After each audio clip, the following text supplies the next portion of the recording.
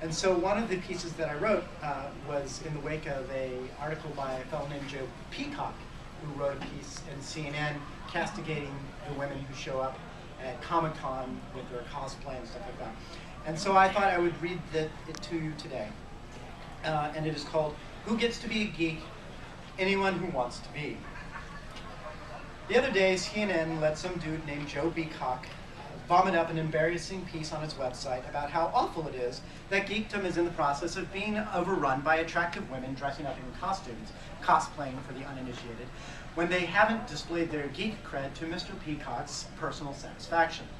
These aren't real geeks, Mr. Peacock maintains. He makes a great show of supporting real geek women, the definition of which presumably are those who have passed his stringent entrance requirements, which I'm sure he has posted someplace other than the inside of his skull.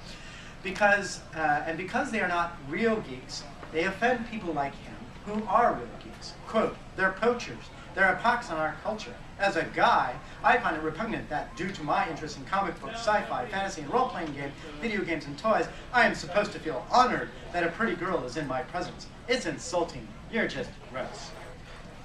For the moment, let's leave aside the problem of mentality that assumes that the primary reason some woman might find it fun and worthwhile to cosplay as one of her favorite science fiction and fantasy characters is to get the attention of some dudes. To focus on another interesting aspect of the piece, namely that Joe Peacock has arrogated to himself the role of speaker for the geeks. I'm just going to wait. Are you done? Okay. With the ability to determine whether any particular group of people is worthy of true geekdom. This on the basis, one presumes, of his resume and his long-time affiliation as a geek. Well, fine. Hey Joe, hi, I'm John Scalzi. I'm also a long-time geek. My resume includes 3 New York Times best-selling science fiction books, 3 books nominated for the Best Novel Hugo, 6 other Hugo nominations, as well as Nebula, Locust, Sideways, and other award nominations, 1 novel option for a science fiction film, a stint consulting for the Stargate Universe television show, a long history in video games as a player and as a writer, including writing for the official US PlayStation magazine for 6 years, and currently writing a game for Industrial Toys. I wrote a column on the science fiction film for 4 years and have 2 books on the subject. I have been writing on this blog for 14 years and was one of the early adopters of self-publishing one's books online. Additionally, 3 books of mine, including 1 Hugo winner, have been of work originally published online. I was a special guest at this year's Comic-Con. I am the Toastmaster of this year's Worldcon. I am the sitting president of SIFLA. Here's a picture of my peer group, which was me, Cory Doctorow, Charlie Strauss, Neil Gaiman, and Neil Stevenson. Here's another, which was me, Pat Rothfuss, Will Wheaton, and Felicia Day. I outrank you as speaker for the geeks.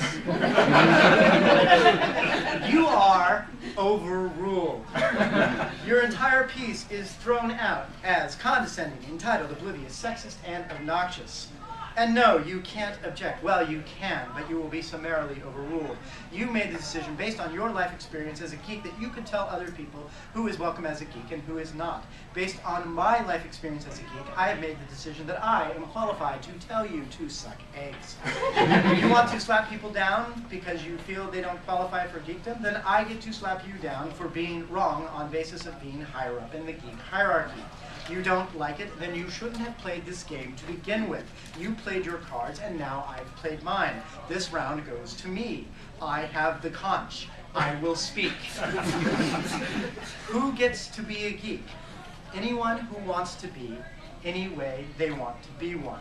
Geekdom is a nation with open borders. There are many affiliations and many doors into it. There are lit geeks, media geeks, comic geeks, anime and manga geeks. There are LARPers, cosplayers, furries, filkers, crafters, gamers, tabletoppers. There are goths and horror geeks and steampunkers and academics. There are nerd rockers and writers and artists and actors and fans. Some people love only one thing. Some people flit between fandoms. Some people are positively poly in their geek enthusiasms.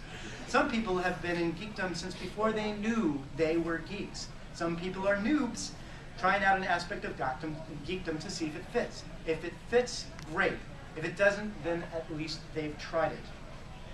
Many people believe geekdom is defined by a love of a thing. But I think, and my experience of geekdom bears on this thinking, that the true sign of a geek is the delight in sharing a thing. It's the major difference between a geek and a hipster, you know. When a hipster sees someone else grooving on the thing they love, their reaction is to say, oh, crap, now the wrong people like the thing I love. When a geek sees someone grooving on something they love, their reaction is to say, oh my God, you love the same thing, come, let's love it together! Any jerk can love a thing. It's the sharing that makes them awesome. Let's take these women cosplayers, who Mr. Peacock is so hand-flappingly disgusted with and dismissive of. Let's leave aside, for now, the idea that for this group attending Comic-Con, spending literally hundreds and perhaps even thousands of dollars on Comic-Con passes, hotel, transportation, food, not to mention the time and money required to put together an excellent costume, is not in itself a signal indication of geek commitment. Let's say that, in fact, the only reason the women cosplayers are there is to get their cosplay on in front of what is likely to be an appreciative audience. So what? As in, so what if their only geekdom is cosplay? What if it is? Who does it harm? Who is materially injured by this fact? Who, upon seeing a woman cosplaying without an accompanying curriculum vitae posted above her head on a stick, laying out her geek bona fides, says to him or herself, everything I loved about my geekdom has turned to ashes in my mouth, and then flee from the San Diego Convention Center weeping? If there is such an unfortunate soul, should the fragile pathology of their own geekdom be the concern of the cosplaying woman? It seems highly doubtful that the woman spent hundreds, if not thousands of dollars to show up in San Diego just to ruin some random, overly sensitive geek's day. It's more likely she came to enjoy herself in a place where her expression of her own geekiness would be appreciated. So what if her geekiness is not your own? So what if she isn't into the geek life as deeply as you believe you are, or that you think she should be? So what if she doesn't have a geek love for the things that you have a geek love for? Is the appropriate response to those facts to call her gross and a poacher and maintain she's only in it to be slavered over by dudes who, in your unwarranted condescension, you judge to be not nearly as enlightened to the ways of geek women as you? Or would the more appropriate response be to say, great costume, and then maybe welcome her to the parts of geekdom that you love, so that she might possibly grow to love them too? What do you gain from complaining about her fakey fake fakeness, except a momentary and entirely erroneous feeling of geek superiority, coupled with a permanent record of your sexism against women who you don't see being the right kind of geek? These are your choices. Although actually there is a third choice. Just let her be to do her thing. Because here's a funny fact. Her geekdom is not about you at all. It's about her.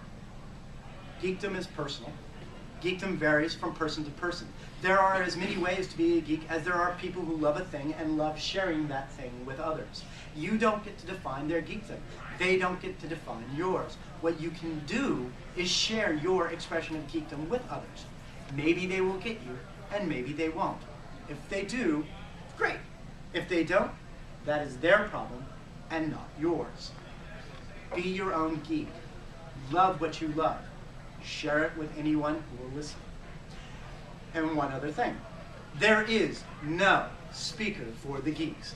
Not Joe Peacock, not me, not anyone. If anyone tells you there's a right way to be a geek, or that someone else is not a geek, or shouldn't be seen as a geek, or that you are not a geek, then you can tell them to fuck right off. They don't get a vote in your geekdom. Go cosplay, or play film, or read that Doctor Who novel, or whatever it is that you want to do. Geekdom is flat. There is no hierarchy. There is no leveling up required, or secret handshake, or entrance examination. There's just you. Anyone can be a geek, any way they want to. That means you too, whoever you are. And if anyone tells you different, send them to me. So the All right.